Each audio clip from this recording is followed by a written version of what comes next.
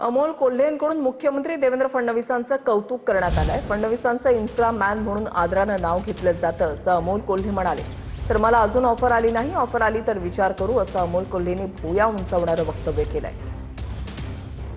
माननीय मुख्यमंत्र्यांची ही प्रतिमा आहे की मी खोटं काय बोललो?